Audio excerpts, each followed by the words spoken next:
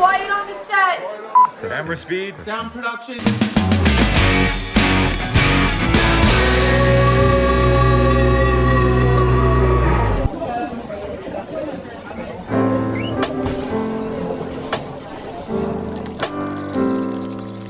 We all have our stories of change and challenges, and it is my hope that these episodes will provide encouragement. Remember to follow, listen, and share with those you know.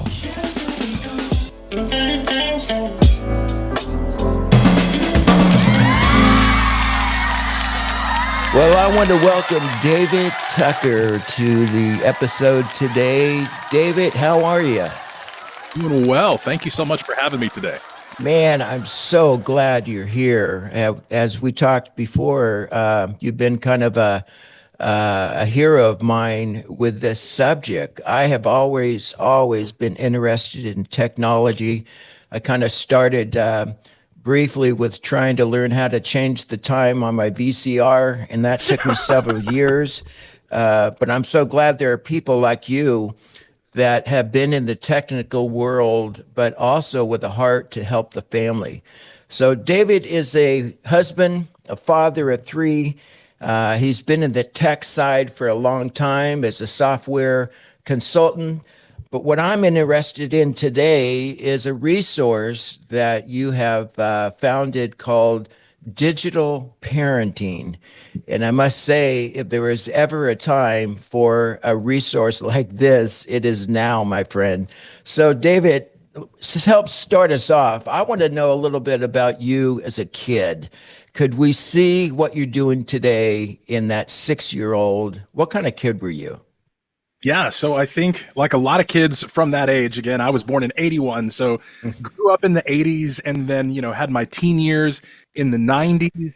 And so we were an interesting mix at that point, right? Because just as likely to go spend all day outside goofing off, but we also would go inside and, jump on the Nintendo Entertainment System that we had, or the little old style computers that we had, and do some activities there. We really kind of were in the middle of all of those worlds. And to be honest, I personally had stuff I enjoyed in each of those. Now, if you say there's something that could kind of point to where I'm at now from then, probably because I remember my first exposure to a computer was an Atari 2600 that we had at our house. And I remember that you could actually use a programming language called BASIC at that point. I remember my older brother going in and writing these little text-based games. And I kind of started at that point too, like really, really young, diving into that world. And so that would kind of foreshadow some of what would come for me later on. But in the midst of that too, growing up and enjoying all the things of being outdoors and just being a kid and having fun, I think that also helped me to really be able to look at our current culture. There might be something that we've kind of lost along the way. Oh my. What were some of your favorite games growing up? It's a really good question. So a couple things. I remember back in the Atari days, right? I remember we had a game again with a single button joystick called Joust. That was really fun when I was a kid. But then as we moved out of like that into like the Nintendo world, I remember playing like the original Legend of Zelda game, right? That was a big deal. And what's funny now is my kids, and we do have we only have one video game console in our house, and we're very picky as to which one it was, but to now my kids are playing like the newest version of what the Zelda series has become. So it's kind of funny full circle. Wow, kind of the vintage age of gaming, huh? Some great graphics, I'm sure. It's funny to go back and show them that and be like, we really thought this was awesome back in the day. And I know it's funny for them to even imagine that we thought that was cool, but man, it really was cool. Well, let me kind of size you up just a little bit. What I like about your point of view is you're not saying that all technology is bad and we have to lock our doors and windows. You are saying that there's good and bad of technology. We as parents need to be aware of some of the dangers of technology. what brought you to the place where you said, I need to do more? Let me begin this process of educating, coming alongside the parent. Yeah, if I go back, I can really begin to think about when I first became a parent and in the years after. In my mind, I started to realize even then, it's going to be harder for my kids to grow up and have a strong faith and have enter into a marriage that's going to last as long as they're both alive, and all these things that I felt like were a key part of what God brought me through. I felt like it was going to get harder in the next generation, and the reason I felt like it was going to get harder had to do with technology. And so if we kind of fast forward a little bit into the future, so at this point I was well into my career in the software world, and I was going to the church I'm at now, which is Christ Way Church in Ottawa, Tennessee. And while I was there, the youth minister at the time, who happened to be a kind of a childhood friend of mine, said, hey, David, it might be helpful because of your background in technology if you come and talk to some of the parents. They were having kind of a breakout session night for parents of middle schoolers and high schoolers. And I said, sure, I'll go do that. And, I went back and did research. A lot of this stuff I was already familiar with, but I did some research thinking that I was going to go present about stuff that was happening in other places. And this is like a decade ago now, which is crazy to even think. What happened at that point was, through conversations and through parents that spoke up, I began to realize that pretty much every danger I was bringing up wasn't just happening to people on the other side of the country or the other side of the world. They were happening with families that I go to church with every Sunday. And I began to realize that for a lot of them, I didn't have good advice to tell them. Like it was a hard thing to figure out how to navigate. And so I really began at that point. I feel like God kind of put something in my heart at that point that said, you need to figure out what the guidance should be for these parents. You need to put something together. And while it took me a while to get to that point, and God took me through a lot of a journey to get there, that's now ending up to be primarily what I do and primarily what I'm focusing on. What are some of those dangers that you encountered to talk about and to begin to respond to? Yeah, I think it's interesting. I think our understanding of some of the dangers have changed. When I first got into this space, it was clear, especially from Christian families, that the number one concern was the access of pornography. And that's absolutely still a concern today. However, our understanding of other risks have caused that picture to change a little bit too. When we look at the risk in terms of just general safety. So the fact that, we can have people that try to target our kids through these communication tools they're using on a regular basis. We can also look at one that we now in the last 3 years have a lot more data on and have a clearer picture on, which is the mental health of our students. This entire generation of youth that are growing up now, we're seeing that something has changed drastically since the point we put a smartphone in everybody's hands. And so understanding that, we can also even look at some more practical aspects of it, the things that just general internet safety. So potentially leaking personal information, potentially, getting your identity stolen, like all of these things. Risks. Now, they're not all at the same level, but these are all risks that as parents, at some point you have to say, well, are we going to do something about this? Are we going to put something in place to try to protect our kids from these dangers? And now with the introduction the last few years of AI, we're at a whole different danger point. That's scary to me because now visually and even through audibly, it's kind of a trickery of if it's real or AI. Yeah, there have been a lot of documented cases where people will answer a call, maybe through Facebook Messenger, maybe through another online app of some sort, that will sound like a loved one of theirs saying, hey, I'm in trouble. I need you to send money in this way.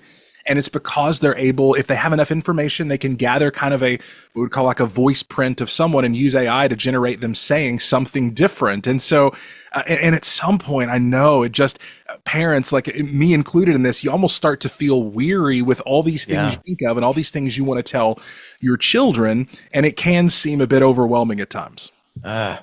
Well, even Randy Travis has some new music, and he's not been able to speak correctly after his stroke.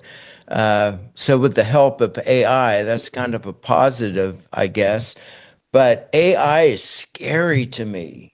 even as an adult, I can't imagine as a parent of an adolescent or a fourth grader, them coming in contact with that and not knowing what to do. In your book, the Digital Parenting Guidebook, which I believe everyone, if you have kids or not, needs to pick up a copy, you talk about the 7 essential steps for building a tech-savvy family. What are some of those things? Not to give them the audio book, but help us out with some of the key points. Yeah, absolutely. And kind of to preface that, I'll say I spent a lot of time thinking about, the order and the way you go through this, because this is something that's designed with families where they start with step 1 and then they go to step 2 and so on and so forth. It's designed to address things in a way that's going to give you maximum impact for the amount of time you put into implementing these steps in your home. So to start off with the thing that we tackle first, which is so critical, and it might surprise some families, it's not something like pornography, it's regulating screen time. First step, and it's so important for families. And one of the things I say in the book and at all my live events is the reason we tackle this first is every other danger is worse the more screen time you have. There's more of time that your child is on there. There's more risks for predators to be involved. There's more risks for them to, not hold to good internet safety practices, so on and so forth. There's just bigger risks. So we start there. And the other thing about this, and this is going to make some of us adults squirm a little bit, and that's okay, we need to at times, is part of this step doesn't even involve your children. It involves you as an adult looking at your own habits, looking at how much screen time you're using, and you make a plan. Whether that's you or you and your spouse together, you make a plan. Your kids are never going to see that plan. That's just for you, but it's knowing that we can't ever expect our kids to go beyond what we're willing to model. So that's step 1. In step 2, we really talk about avoiding inappropriate content. So how do we keep our kids from really stumbling into this world where they come across stuff? And sure, pornography's in this, but we also have things like, just excessively violent content that is very available today, and all sorts of things that could fit into that category. We then move into talking about safeguarding mental health for step 3. Step 4, we're talking about defending against predators. Step 5 has to do with respecting yourself and respecting others. Step 6 is talking about maintaining security and privacy. And then we finish with step 7, which is consuming critically. And that has to do with what you were just talking about. It has to do with really equipping our kids to be able to critically discern what's true and what's false, and what's real and what's fake.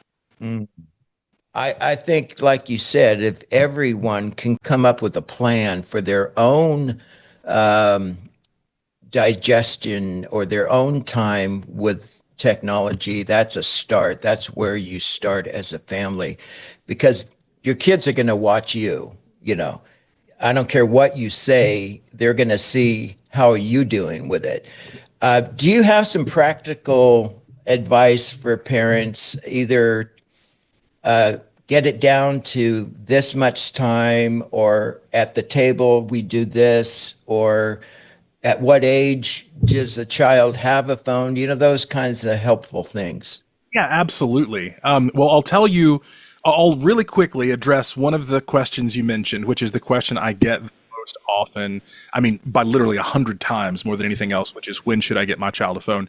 This is now kind of the coming of age question that parents just have to answer in our culture. And one of the things I'll just say with that, because I think this is just general guidance that all parents need to hear, is you can't really, I don't think that's ever the right question, right? I think there are 3 questions that parents should actually ask themselves before they say, hey, yeah, I'm going to get my kid a phone. And the first one is, have I trained my child to know how to handle the temptations that will come through having a phone? That's question 1, right? And so if you can't answer yes to that, then you need to wait. The second one is, has my child demonstrated that they're ready to take on the responsibility that comes from having a phone? Again, you're going to be giving them something that could be, maybe it's worth a couple $100, maybe it's worth $1,200. Those phones can get very expensive these days. Have they shown that they have that level of responsibility? And then the third question is, do I have the time to properly configure and train my child to use it properly? And if you can't say yes to all of those questions, I think you should say no. The other thing I would say on top of that is, you also just need to look at developmentally, where your child is at. Again, and in full transparency here, my kids, I have my twin boys, which are my oldest. They just got to 16 where they got their driver's licenses. And that is the point we got them a phone. We were very much delay. Now, there are circumstances, every family's different. So there could certainly be some circumstances there that might warrant people doing it earlier, but just understand you are putting the greatest conduit for temptation that exists in our culture in your child's hands. And if you're not ready for that, then just don't do it yet. Be able to just say no. That now there are some great companies that exist. My kids have a TrueMe phone. Bark also has a phone that's really solid that gives parents more control than they can get from these devices. So again, there's more opportunities for parents now than there were 5 or 6 years ago. You had mentioned briefly about safeguarding through maybe apps or the phone itself. What are some of those, just in case? Yeah, so a couple services that parents I think that they need to check out and be familiar with. So if you're looking at a situation where you want to be able to go in and provide parental controls over what your child does on their device, Bark has some great capabilities you can install on an iPhone and Android phone. Again, I also recommend for most families, hey, a fully featured smartphone is not where you need to start with your child. To your point, there's some great flip phones. There actually are companies now that are introducing some newer flip phones. And so there's great tools there. Don't feel like you have to jump right to an iPhone or an Android. Also, don't let your kid's school bully you into saying they have to have this device at this point. That's your decision as a parent. They will have to be able to provide accommodations for you according to that. So you can, but Bark is a good one that will install on iOS and Android. And then Bark also has their own model of phone that actually is an Android phone, but it has some extra protections if you buy the phone from them. TrueMe is another great one. With a TrueMe phone, there's no way your child can ever install any social media apps. They approve a list of apps that can go on the phone. And so if you want to do something where it's like, listen, I want my kids to use it just as a phone, maybe with a few select apps, TrueMe becomes a great choice for that as well. There's also other great things. I've talked to recently several youth ministers and small group leaders that want a way to provide accountability to a child who in their youth group, who the parents aren't concerned about providing parental controls. And in those cases, there's some great tools out there like Covenant Eyes that can provide accountability software if you're not in that kind of parent-child relationship where you can have kind of a two-person accountability relationship. You know, one of the things that I worry about, because I have friends or I have interviewed people, they were brought into an unhealthy relationship with someone and it moved into eventually sex trade or sex trafficking.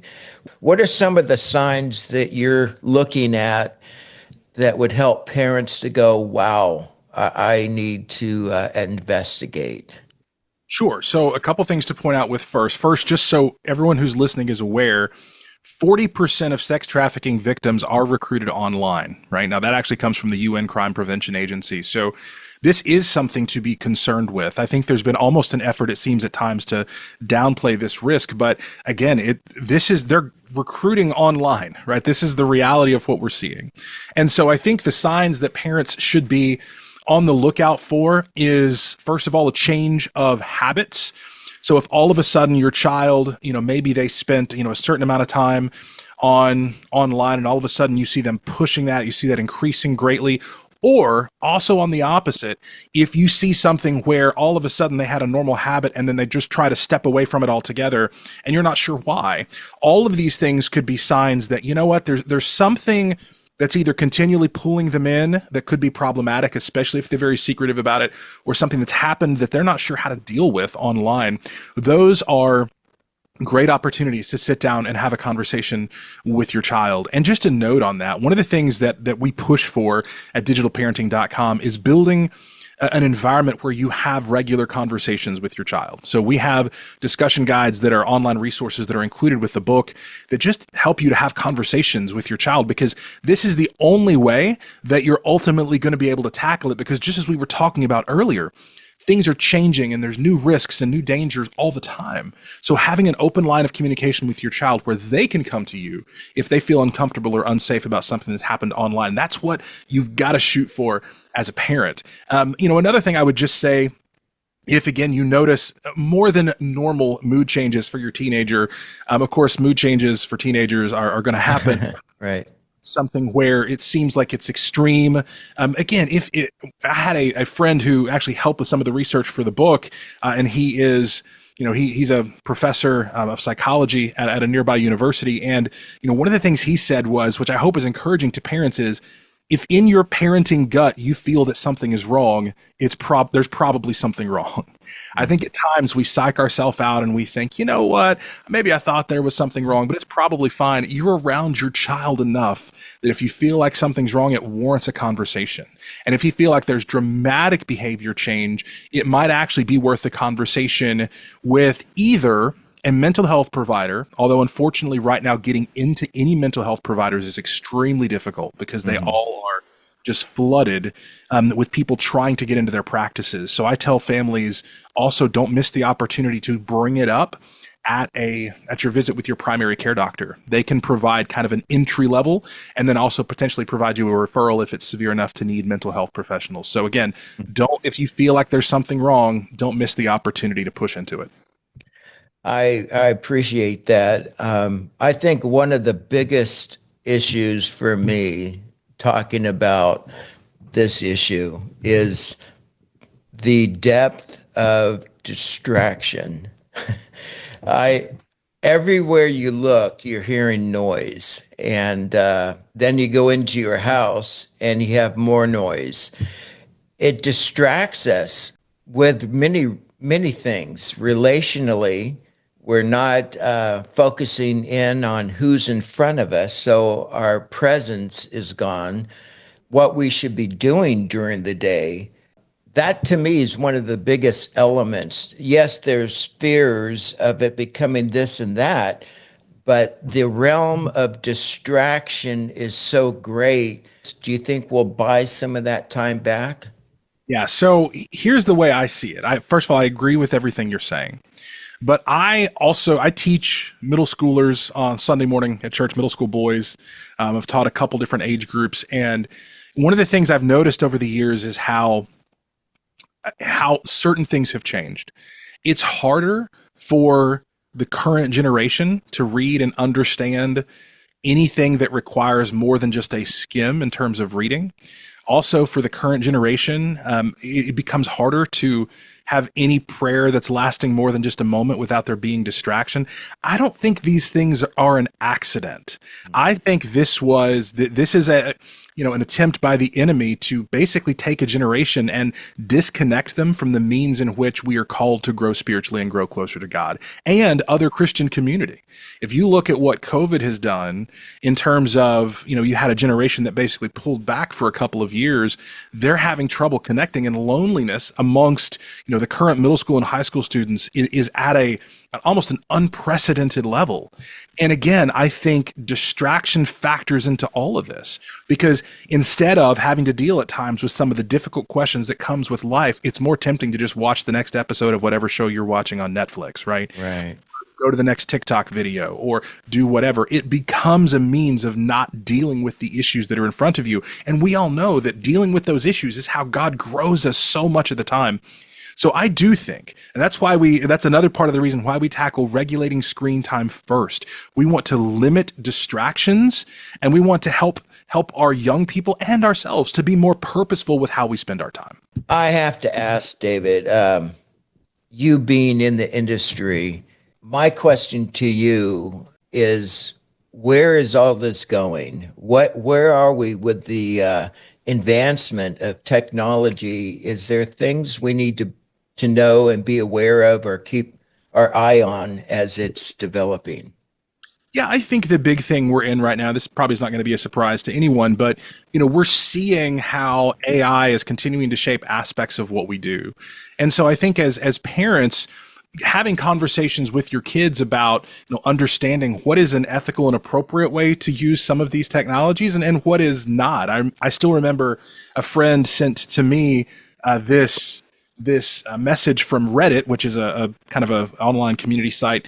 This was probably about 2 years ago, and it was a teacher somewhere, I don't remember where in the United States, and she was like, the strangest thing happened, right? I had this student who's never written well in their entire school career, and all of a sudden they brought in this essay, and it was perfect, and I checked and posted, they didn't just copy it from somewhere online, and of course all of us knew instantly. It's like, oh, Chat GPT. And so I think being able to help our children understand this ever-changing world in a way that's consistent with God's word is important. And like you said at the beginning, we're not painting with a broad brush and saying everything's evil. We're going in and saying, okay, let's think about this, right? There are things you can use AI for that's really powerful. So as an example, a friend of mine sent me a message a while back and said his son, who's like a first-year college student, had taken all of his notes from the whole semester and dropped them into an online AI tool, and then had that AI tool ask him questions as a means of studying. It's like, that's a kind of a cool use of it. Wow.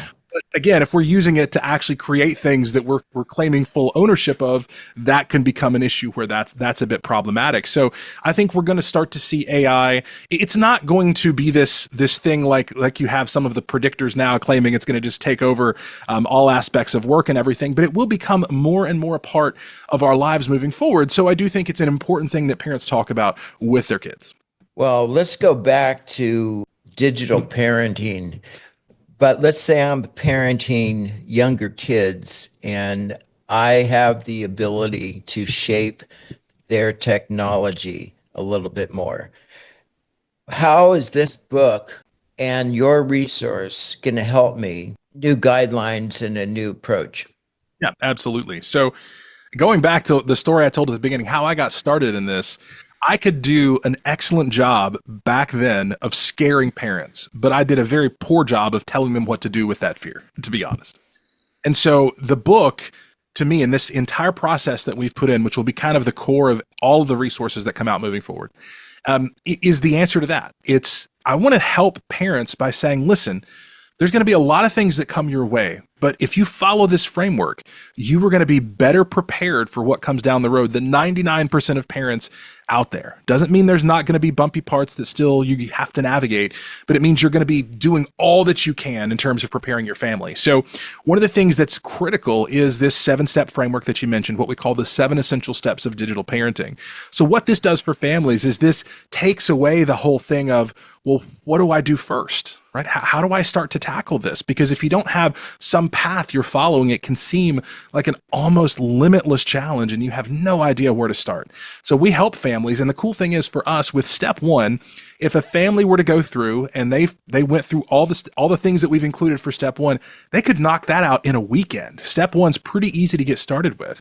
And automatically there, no matter the age of your child, you're making a big difference. And some parents might look at this and say, yeah, when my kid's in middle school, we'll pick this up. But here's the thing I want parents to understand. Decisions around screen time affect your child from the moment they're born.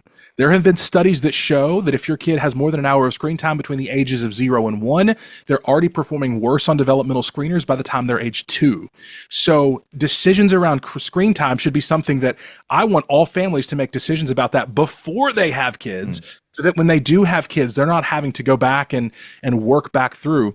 But one of the great things here that I also encourage parents with is listen, even if you've already made some bad decisions, even if your kids are already in some difficult spots, again, we serve a God who's able to restore. And this is an area where God can use you to come in and work with your child and you can restore those years where maybe some bad decisions were made. And so I just want to encourage everyone to just jump into it.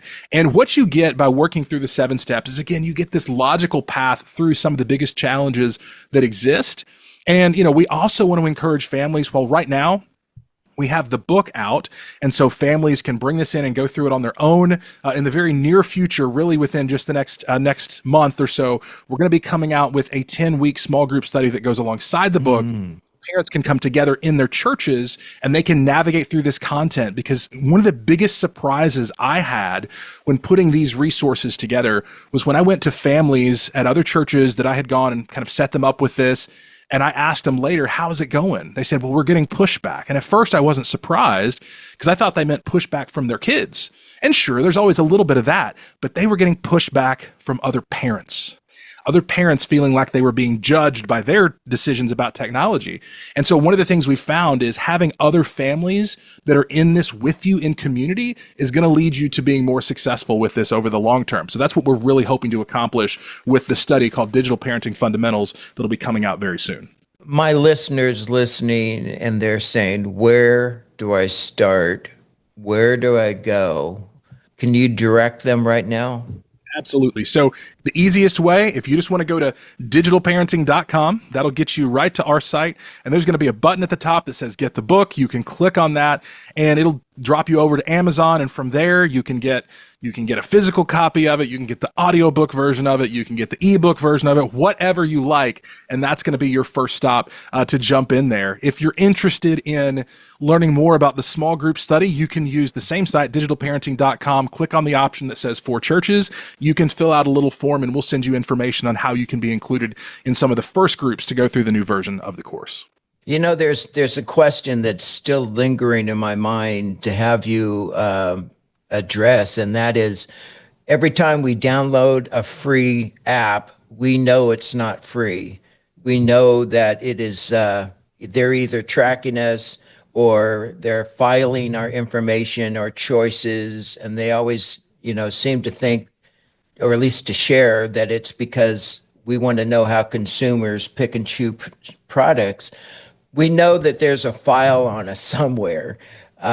Should we be alarmed? And what kind of information are they getting from us? Yeah, I do think there's reason to be alarmed. I would even say there's always a reason here to be aware. And I think that's one of the most important things you can do. And so I think for families, one of the exercises I recommend is there's a site called Google Takeout. And this is where you can go and download all of the information that Google has on your Google account, or, you might have multiple accounts. You'd have to do it one for each, but you can just begin to get an understanding of the entire search history that they have on you, all the places that you've been from Google Maps, all the photos they have stored for you. And sometimes it's powerful just to show your kids, like, listen, Google might have, half a terabyte of information on me as a person, including photos and other things. And so it's important for them to understand, like, oh, when I type something in, it doesn't just, go away. No, it's there unless you actively go through and do something to change it. Now, Google is probably one of the biggest collectors of information, but it's important, I think, for parents to also articulate to their kids other ways in which you're tracked, right? And so there can be a good thing here of seeing how after you search for something, how you're going to start to see ads for that everywhere you go. And you can certainly leverage technologies that minimize some of that. And you can teach your kids that if they're given a choice on whether or not they're tracked, they can always say, no, I don't want to be tracked. And I think that's an important education piece. But I think the most important thing for them to understand is they're being constantly marketed to at every minute they're online. Even when they're watching their favorite YouTube channel, if that's something that you allow them to do, you're like, yeah, that jacket the person's wearing, the sports drink that they're promoting, like all of that is a part of marketing to you. And if you can teach them that, then they're going to have a bit of a superpower that their friends don't have. It's going to help them understand more that, yeah, this isn't just all, altruistic. People are actually wanting something from you with your time that you're spending online. Wow. Do you use Siri and Alexa in your home? Yeah, so we don't have an Alexa device, which is funny. You can actually go out and find kind of a part of my previous professional life. I've written a lot about how developers can create applications for those platforms, but we choose to not have those in our home. Now, that being said, I've got an iPhone as my primary phone. I've used probably every phone under the sun at some point, but it's my primary phone, and I do use Siri on it on occasion, but have specific words that would trigger it. And so, but that's one of the things where that's kind of weighing the utility versus the reality of them hearing what you have to say. I don't know that I'm saying anything super interesting throughout the day that anybody's going to get really excited about, but it is something that you need to know. Listen, if you have that enabled, there's going to be an aspect of your phone at least listening. And then there's even been a recent lawsuit with Apple to determine, how much potentially other people are listening in on that as well. Let's say that there's a listener, he or she is a frustrated parent that feels that they have lost touch with how their relationship with their child used to be. How would you encourage them to take a step or two today to increase the relationship? Yeah, I think a couple just really practical bits of wisdom. One is create an opportunity as a family where you can go somewhere and keep your devices at home. Now, for and a lot of the problem I'll run into with this when I recommend this to families is actually the adults that say, "Well, I need this, I need work to be able to reach me," those kind of things. This works best if you all can totally get away from all of those possible connections. Go somewhere, spend time. Maybe you can even force the issue. We like to go camping. Other people might have other things, but the cool thing is you might pick somewhere to go camping that has no cell reception, so it gives you even more of an incentive to say, let's just leave the devices at home. They won't work anyway. Create opportunities. Now, don't expect that there won't be resistance to this. But I'll tell you one of the amazing things. I'll give you an example here. At our church several years ago for youth camp, they had kind of banned phones at youth camp. And then one year they kind of relented and said, okay, you can bring your phones. But then they asked the very next year, they asked the seniors that year, should we let everyone bring phones to youth camp? And their response was, no, because we can't focus if we have our phones. We can't do it. We try, but we can't. And I bring that story up to say, and I've talked to multiple parents that have been through this, if you choose to implement something where you're going to be limiting your child's access to the digital world that they're in, which is a significant pull because this is the social fabric of how they live, now runs through social media and it runs through their phone. But if you can pull them away from that and you can start to expose them to things, again, you're not just leaving them alone. It's more saying, hey, here's something we're going to do as a family that does not include technology. If you can do that enough and create enough opportunities for that, a lot of families I've talked to will have their kid come to them later after they've navigated those bumpy waters, and they'll say, thank you. Thank you for helping get me out of that. Because the truth is we know that at that age, there's still a difficulty in regulating behavior, in self-regulation. And so we need to do the tough job here as parents and say, we're going to actively work to take that back. So go somewhere. The other thing I would say is find a time every week your family can do things without technology, and then put in some common sense limits. We provide recommendations in the book in terms of the amount. There's a kind of a way we designate it because you do have to factor in all screen time, including what they're using for school. But go in and just start to put those limits in place. And maybe you need to start with a higher limit, but tell your child you're going to work their way down. If they're using a massive amount of screen time, just start to pare that down. And I think you'll notice that, within a year of working to put that in place, your family's going to be in a different place. Well, David, I want to thank you for coming on today. I know my listeners have enjoyed this episode, and I would ask that they would follow, listen, and share this episode with those they know because of all the information that you shared. I want to just express my just how impressed I am, the uniqueness of who you are and what you bring to the table with the years of working in technology, and then your heart's desire to guide and to come alongside parents and people that need to know what we've heard today. So your book and your resource online, I think, is already helping thousands and thousands of people. And I just want to say, good job. I'm so impressed with who you are and what you do. Thank you so much. I really appreciate it. And I really enjoyed our chat today. This has been great. Well, I'd love to have you back on. Maybe we can do a follow-up down the road. I know there's so much more that we need to talk about, but this was a good introduction to the digital world. So David Tucker, thanks for being with us today. And since we're in town, we may see each other out on the road. Who knows?